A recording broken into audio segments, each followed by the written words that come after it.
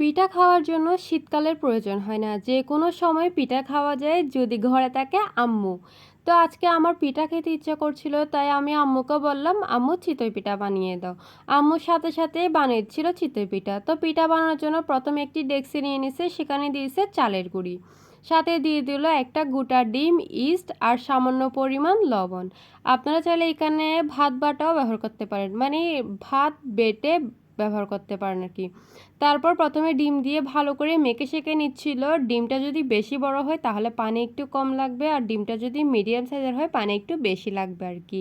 সেজন্য আম্মু আগে ডিমের সাথে ভালো করে মেখে নিয়েছে যাতে পানির আন্দাজটা বুঝতে পারে। তারপর এখানে অল্প অল্প করে পানি দিয়ে আম্মু মেখে নিচ্ছিল যাতে কোনো প্রকার লাম্পস না থাকে, ব্যাটারটা একদম স্মুথ হয়। আম্মু কিন্তু অনেক সময় নিয়ে এগুলো ভালো করে মেখে নিয়েছে। এগুলো কিন্তু ভালো করে মেখে নিতে হবে, লাম্পস থাকলে খেতে একদম বেশি ভালো হবে না, তাই আম্মু আরামসে মেখে নিচ্ছিল। আর পানিও কিন্তু একটু একটু করে দিতে হবে, একসাথে বেশি করে ঢেলে দিলে কিন্তু একদম পাতলা হয়ে যাবে, তাহলে কিন্তু একদম ফুলকো ফুলকো হবে না। তারপর আম্মু ব্যাটারগুলো মেখে অনেকক্ষণ রেখে দিছে যাতে ব্যাটারগুলো একটু ঘন হয়ে যায়, মজে যায় আর কি।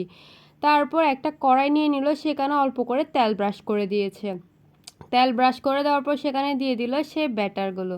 আম্মু 2 চামচ করে দিয়েছে, আপনারা চাইলে বেশি করে দিতে পারেন, আরও কম করে হলেও দিতে পারেন।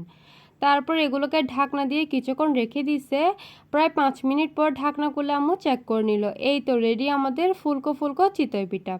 চিতই পিঠাগুলো কিন্তু একদম জালি জালি হয়েছে, আমি আপনাদেরকে একটা ভেঙে দেখাচ্ছি। এই তো দেখেন ভিতরে কিন্তু খুবই জালি জালি টাইপের হয়েছে। তারপর আম্মু একটা চাটনি বানিয়েছিল, ওই চাটনি দিয়ে মজা করে খেয়ে নিলাম চিতই পিঠা।